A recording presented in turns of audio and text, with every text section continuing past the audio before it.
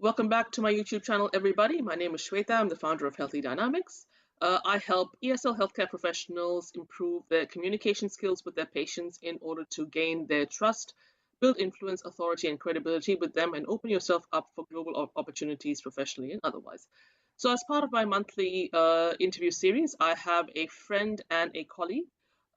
Now, this month I have been speaking quite significantly about neurodivergence, having just been diagnosed last month. And my friend Colette over here, who's going to be introducing herself very soon, is also going to share her story and her journey of working in the healthcare space as a neurodivergent person herself and as a healthcare professional. So, Colette, welcome aboard. Thank you. It's great to be here. My pronouns are she, they. So I'm happy with she, but I'm also a little bit on the non-binary side of things. Thank you for letting me know that. I shall uh, keep that in mind. So yeah, just a little bit about yourself. So what sort of work do you do in healthcare, and more importantly, what got you into healthcare as such? So I'm going to start with my origin story because I went into myotherapy as a mature age student. Mm-hmm. And a lot of the people that I was studying with had significant occurrences, sometimes quite tragic, that led to them going into healthcare, and I'm no exception.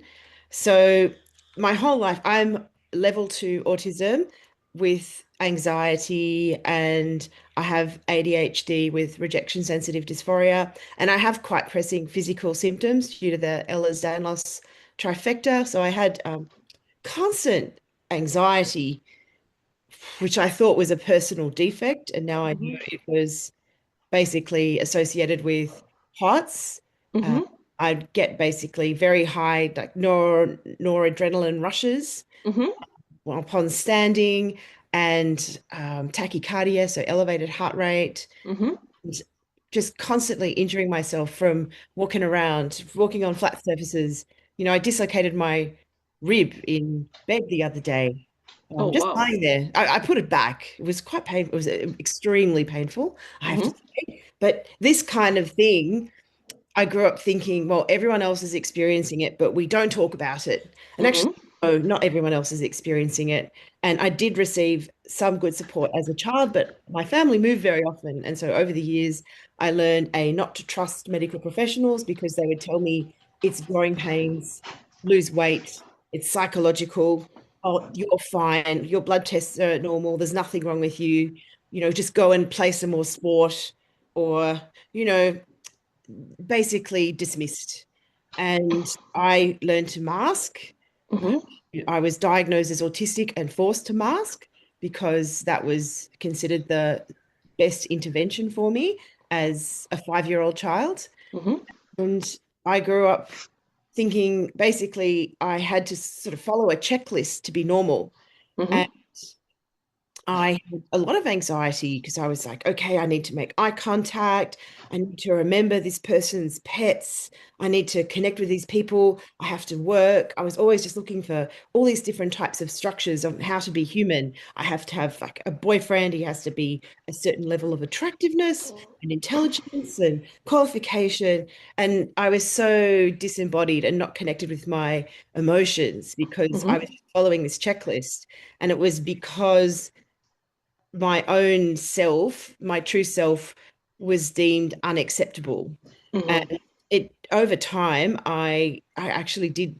I really found going into the workplace was very helpful. So I went into a corporate role from about 2023, 24 full-time onwards, originally admin briefly, but then moving pretty quickly into communication. So doing journalism, technical writing, editing, desktop publishing, not really graphic design, but kind of crappy graphic design, working for magazines, news, government departments. Mm-hmm.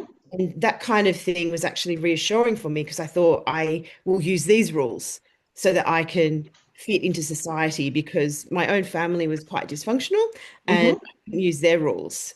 But over time, the pressure of doing that just wore me out. And Sure. I also had this very freedom loving, playful side that wasn't being expressed. And Sure. in hindsight, I look, sorry, I got very chatty. Sorry, Shweta. No, no, all good. Yeah. Um, over time, I realized that that freedom-loving part of myself wasn't just a part of childhood or young Mhm. adulthood that I'd given away. It was an essential part of myself.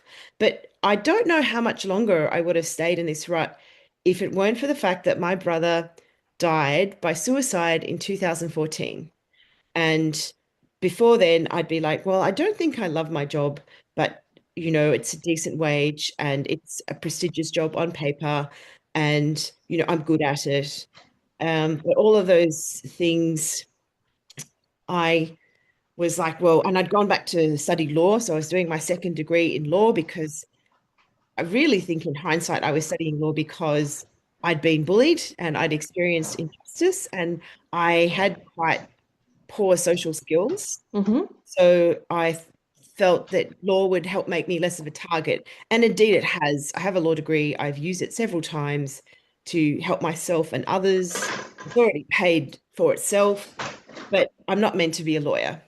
So I just finished the law degree. Well, actually, I was in this last semester of my law degree when my brother died, and it caused a big rethink. I thought, what happens if I don't make it till 65? I'm planning for retirement. Mhm. Am I doing what I love? My brother didn't make it to retirement. Maybe I need to start living a meaningful life now. And um, yeah, it was a very emotional time. Mhm. But, and it took me another couple of years before I left. But I decided I didn't want to work 60 hours a week anymore. Sure. And I ended up not going into law. I went into a compliance risk role at a big bank. And then both of my parents died within 2 years of my brother dying. I moved interstate and I went off and I did a yoga teacher training course just because I had some leave I had to take. I'd always wanted to teach yoga. I thought Mhm. that would mean that I actually practice yoga. But the most exciting part of the course by far was the anatomy, to the extent that I would go to the shopping center and I would just be observing gait, the way people walk around, the way people move, and I could just see all these things about them when they were favoring a leg, or there was a hyperextension of one knee, or a rounded shoulder, so like an elevated and internally rotated shoulder, a stiffness in the neck, the way that people moved, the way that they carried their bags, and I thought maybe I want to do physio, and I talked Mhm. with one of the other yoga teacher trainees. This is by this stage I was doing a second teacher training because I did one teacher training for a 1 month intensive, and then a couple of months later I started a second teacher training because special interest. It was my new special interest, Shred. So, Mhm. and I remember the person saying to me, "Oh no, no, you're not intelligent enough to study physiotherapy." And I was a bit crushed. I thought, well, maybe I'm not. Like, I'm not super sciencey. I Mhm. only did chemistry in year 12, and it was my worst subject. And but I decided to, and I contacted the physio people, and it was quite a dismissive experience. They're like, you have to do a bridging course. There's no guarantee that you'd get in. It's very competitive, and it was really stressful for me. And I thought, well, maybe I'll study this myotherapy course. It was Mhm. stops down the road. I already knew by then that under stress, like nasty environments, angry people, bullying, I just crash. I don't deal with it well. I know that I'm supposed to be strong and just be able to shrug it off. I'm not that sort of person. I mean, with anxiety and RSD, and my Mhm. anxiety is very much just associated with autistic type overwhelm. It's not Mhm. general. Mhm. I started doing myotherapy, and I'd also had my whole life a history of getting very regular treatments. So Mhm. physiotherapy, primarily osteopathy, myotherapy as well. I found remedial massage not very helpful. Mhm. Remedial massage is nice, but for somebody with the amount of conditions that I have, it's not that helpful. And while I had this mistrust of the medical profession, I was using a lot of physical therapy for pain relief, to be able to keep moving, because there's actually so much wrong with me. And that was the other thing. I thought, I want to know why my brother died and how I could have helped him. And I want to know why I'm not well, because I was starting to face the fact that the condition I had, my knee, I would call it a knee injury. And the thought would cross my mind, is it a disability? And I'd be like, no, it's not a disability. but you've had it for 20 years, more than 20 years. Anything more than 6 months, an injury of more than 6 months in duration is considered a disability.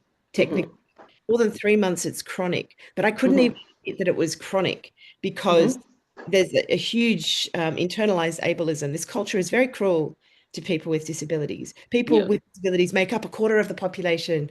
Everyone who is not disabled now, they might think they're not disabled, maybe they are, is Mm-hmm. probably is going to be disabled at some point in the future, whether it's by illness or old age, changed circumstances.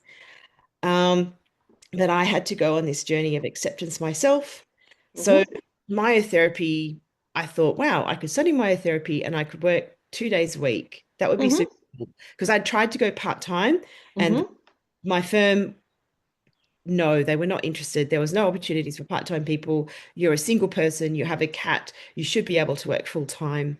I even used to think, oh, maybe I could pretend I have a child and then they'll let me work part-time. Someone did that actually, and Mm-hmm. she did get in trouble for fraud, but I understood why.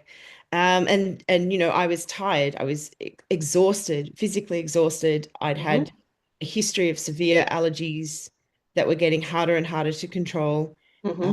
Constant pain. I am still in constant pain, but better. And Mm-hmm. um, I needed to go part-time. So Okay. myotherapy is it's quite a nice therapy, actually. It's not very well understood. It's biggest in Melbourne, in Victoria. Mm-hmm.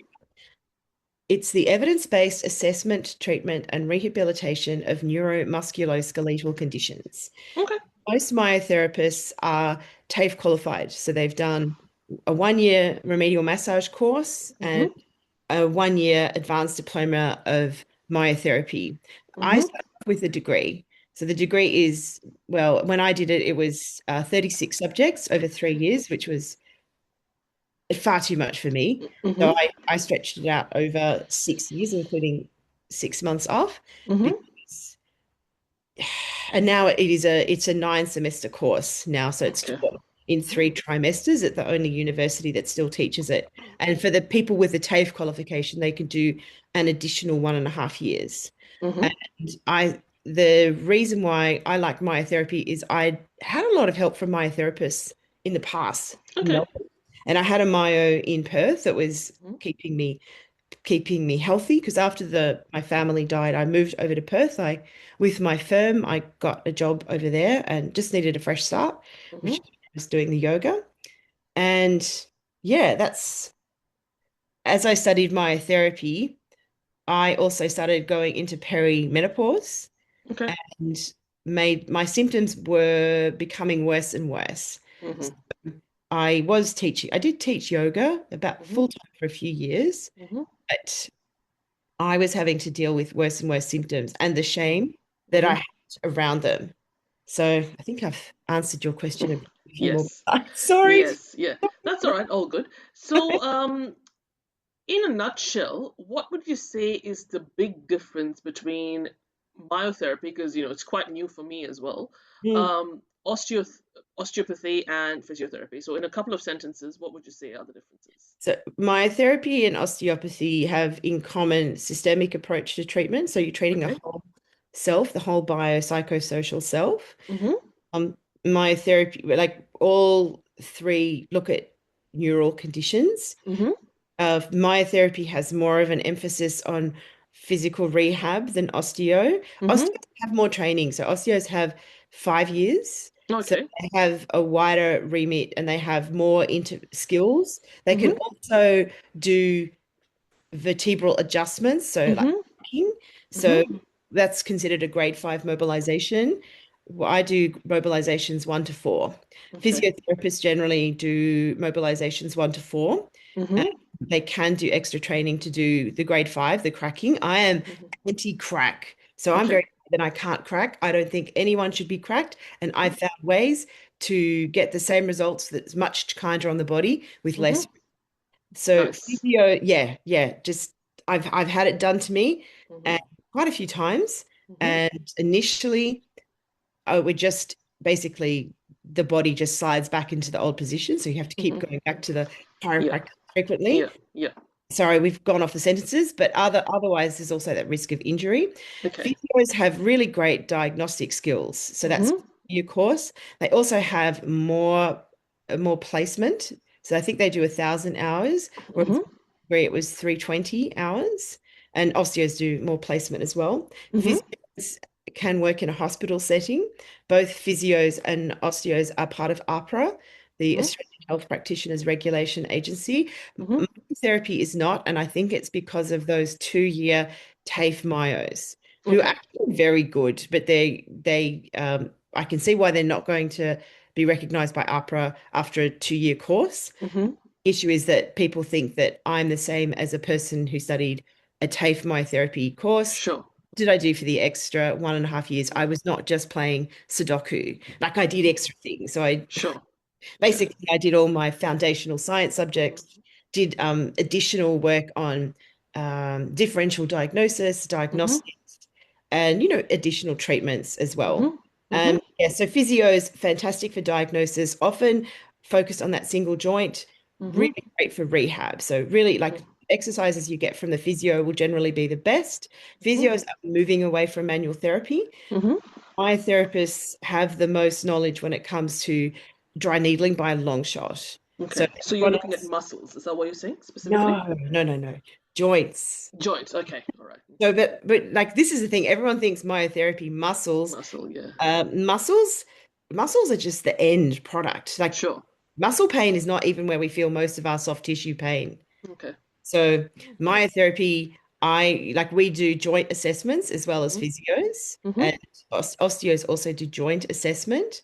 Mm-hmm. Um, I both osteo and myo will look more, so I'll look above and below the affected joint. Mm-hmm. And some of the techniques I use are a lot closer to osteo. Other myo is much closer to physio. Okay. So we sort of sit somewhere in the middle, but I chose to focus on nerves. Oh, What interesting. we The nervous study. system. Yeah. Yes, so I treat the nervous system first. Mm-hmm. The way that it is studied in the other disciplines and in biotherapy in general, we just do special upper limb tension tests or lower limb tension tests to rule in a neuralgia. So I can only treat neuralgia. I'm not Mm-hmm. a neurologist. Mm-hmm. Um, but I ended up in my early stages of practice, I was just getting slammed with people with undiagnosed nerve pain. Okay. And Mm-hmm. I was like, man, I'm just going to start checking everyone's nerves. And then as I progressed, Mm-hmm. I started thinking, what if I treat the nerve Mm-hmm. that's innervating the joint, the muscle, the Mm-hmm. soft tissue, and even your connective tissue, which is Sure. the focus of myotherapy. We do a joint assessment, but we are quite skilled with myofascia. So Mm-hmm. the fascia, connective tissue that holds the body together. So Mm-hmm. it wraps around muscle, wraps around bone, but then quite specialized connective tissue, fascia, which provides tension and integrity. So it actually runs in long lines through the body, holding us together. And Okay. it's quite interesting in Chinese medicine, Mm-hmm. thought of as sinew. So it has a very important immune function.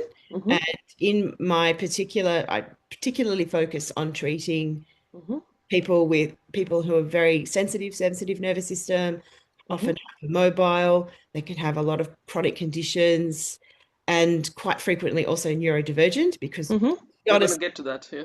yeah, the neurodivergent people like me the most. Sometimes I can appear slightly weird to neurotypical people. Apparently, Mm-hmm. better. It's a Yes. shock to you, I'm sure. Yeah. Now, yeah, so that was really the main focus that I wanted to really touch on. So could you briefly say, in just a few sentences, um, how has you yourself being neurodivergent been a blessing or a curse when it comes to connecting with your clients? So I think in terms of my clinical skills, Mm-hmm. been a blessing because even though I've only done like 1.5 years of differential diagnosis, so quite a bit less than a GP or something Mm-hmm. like that, I am willing to sit with uncertainty and I'm really good at pattern recognition, that autism skill. So I've picked up medical conditions that have been missed by more qualified practitioners. I also spend more time with clients. And I'm also really being able to develop the skills that I learned at university and adapt them and progress with them, which is why I'm going on to further studies in neuroscience. Okay. Oh, So that's nice. quite cool Hmm. because I've developed some new treatment techniques that are really helpful. Okay. But in terms of the curse, if I mean, I will always provide post-treatment advice. I Hmm. send the email at the end of the appointment. Otherwise, the client is never going to get it unless they Sure. ask me. Because as soon as they're out the door, I'm on to the next person or on to the next thing. And Mm, I really care about that client, but I, it's like a fish. I have a mm, just totally always in the present, which is one of sure. the cool things about ADHD. There's much less anxiety Hmm. because it's in the present the whole time. And I also can get distracted by side quests. I Hmm. find that it's what I do is, and time, I have to work with time because, I've got like generally I'm solidly booked. So Hmm. I have to try and stay on time with the client. I will Hmm. give extra time if they need it. Hmm. So my clients know that I'll never be more than 5 minutes late, almost always. Hmm. But sometimes I will be late because they know that they will get the treatment if they need it, because I Sure. want people to walk out feeling better. Awesome. Yeah. And I Lot, actually have a lot. whiteboard to write down all the things I have to Yeah. do. I forget, and a clock and all that Yeah. stuff. Yeah. Because not a lot of healthcare professionals do that. They'll just say, "Oh, take this medication, and we'll see you in 2 weeks' time or something." So I think you have you give very concrete solutions, or like manageable steps that your clients can incorporate to help the progress.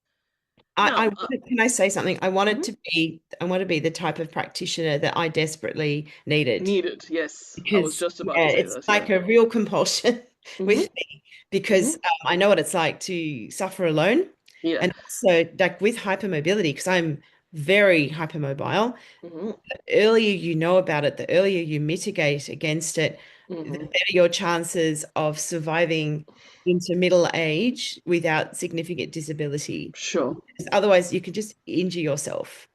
Hmm. I have constant pain. If I'd known n- then as a Then child, what you know I now. know Yeah. now, I'd be in Hmm. better condition. For sure. Um. So, how does you being both neurodivergent as well as chronically ill uh, impact the way in which you show up and support your clients? Well, I certainly have to be really careful about managing my time. Hmm.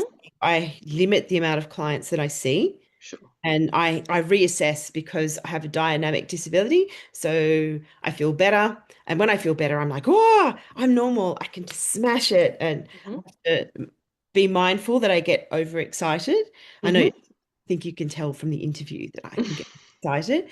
Um, but also, so I constantly assess, is this the amount of people that I can see, factor in all these things? And also, um, it's actually when it was one of my first bioscience subjects, the lecturer said that if you have this history of chronic illness, you actually have the potential to be a great myo. And Hmm.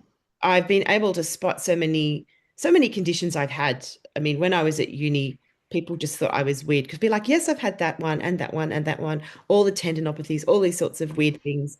I've had them because that's just what having Ehlers-Danlos syndrome is. You just get Hmm. all sorts of injuries. And so when I see something in someone, I can understand how it might feel. I Hmm. can explain it to them, and I can also give them hope that it can be resolved.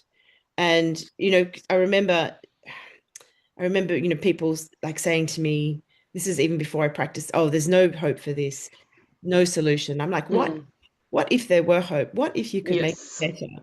And even things like learning acceptance around some level of disability. Uh, Hmm. because if for a long time I believed that EDS was a progressive condition, and it is not progressive in the same way that certain types of, for example, MS are.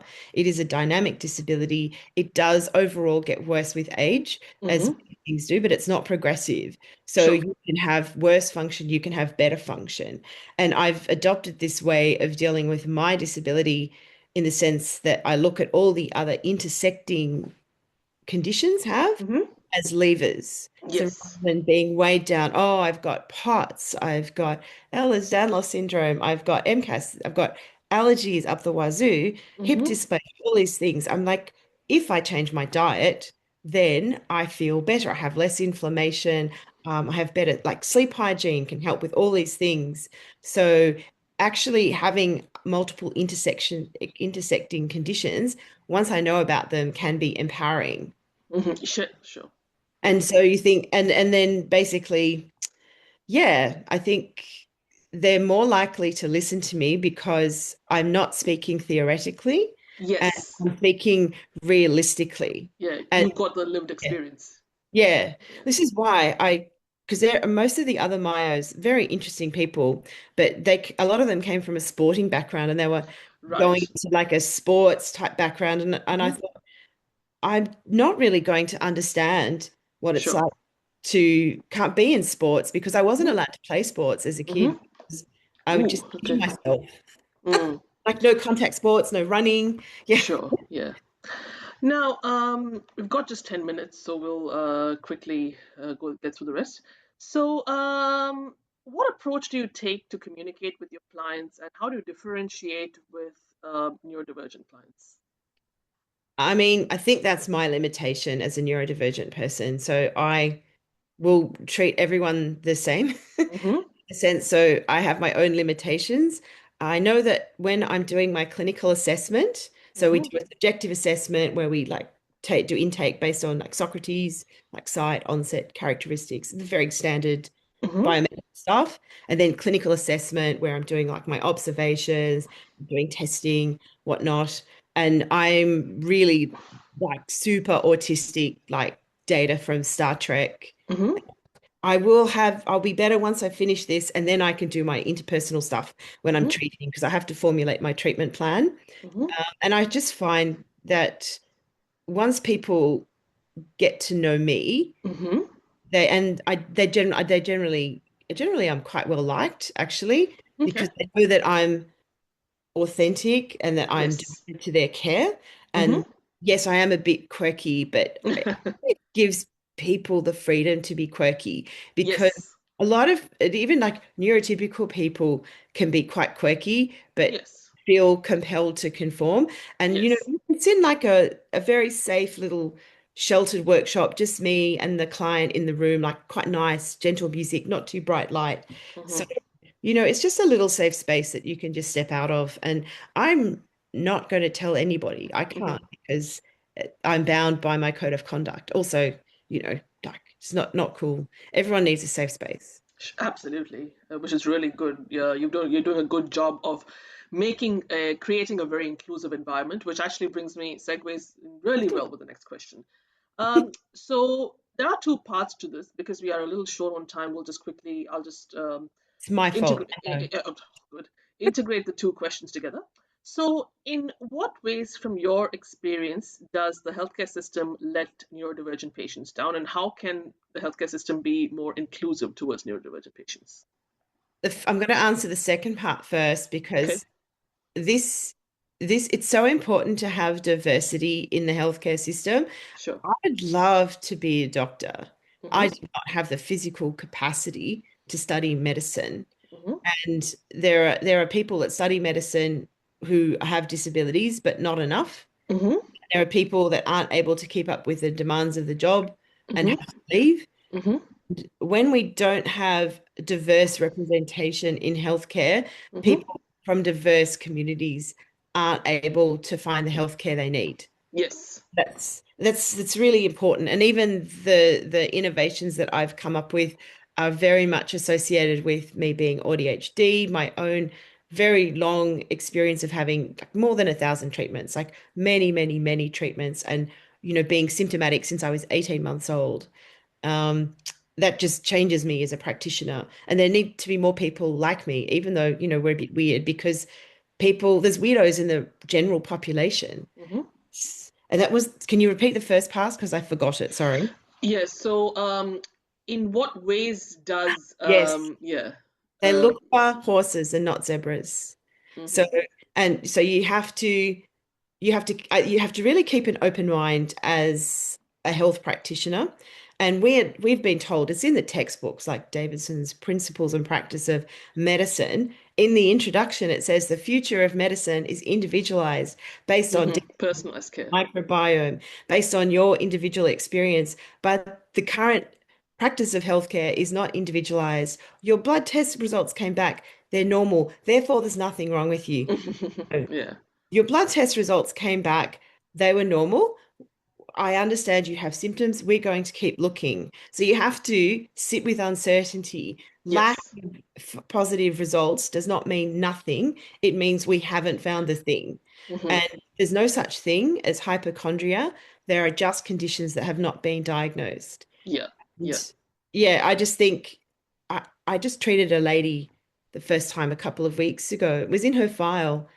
Patient did not like being told that her symptoms of fibromyalgia were psychological. And I'm like, oh, why? Why would she not like that? Hmm. A, fibromyalgia is a neurological disease. And B, Yes. you should never go around telling a client that their symptoms are psychological. I mean, also being told not by a psychologist either. Mm. Hmm. Yeah. Yeah, so we look in terms of looking for horses rather than zebras, atypical findings exist, atypical presentations exist. So keep gathering the data. Hmm. Look at the symptoms. A cluster emerges. Look for the pattern. Refer if you don't know what the pattern is. Even if you think that even if you might think in your heart this patient has a psychological overlay, don't assume that the cause is psychological because people suffering from pressing health concerns can help no, they might receive help by treating to a health psychologist because Hmm. being sick is very tough. Sure. But yeah, just sit with uncertainty, listen, and be like provide affirming healthcare. Yeah, absolutely. That sort of sums it up really well. So, where can people find you? In. I'm practicing in Spotswood. Hmm. I'm there on Wednesdays and Saturdays, and Hmm. I'm practicing in Brunswick West on Tuesdays, Fridays, and Sundays, but like normally two of those a week. But Sure. also, you can email me, you can contact me. And I also want to develop more online content and really start diversifying into providing exercises, nerve sliders that you can do at home to That would calm be good. the Yeah. nervous system. Yeah. Because when you calm a particular nerve, Hmm. it's going to affect all the structures that it innervates, Sure. Sure. including the muscle. Yeah. So you are you on Instagram, LinkedIn, Oh Facebook? yeah. I'm Okay. a Colette the myotherapist, Sure. Coleette, the myotherapist. But you Okay. could also just find me on my personal Insta, which is Happy Yogini. Okay. No So worries. I'm gonna leave all those links yeah, in the description. Thank you so much for your expertise, knowledge, and your share your lived experience, Colette. Yeah, you are a very good representative of the thank neurodivergent you. community, and Happy to you answer questions. So feel free to message me. I'll let you know if you're a pest. Anyway, definitely, thank you. I'm definitely, talking and really. yeah, and we need more people like you who are doing their best to make healthcare more inclusive and raise awareness about the support that neurodivergent people need. So that's amazing. Thank you. It's been So great. Yeah. excellent. And for everyone watching and listening, make sure that you hit the subscribe button and notification bell to stay tuned for other content on communication in the healthcare space. And as always, thank you very much for your time, attention, and presence. I shall see you next week.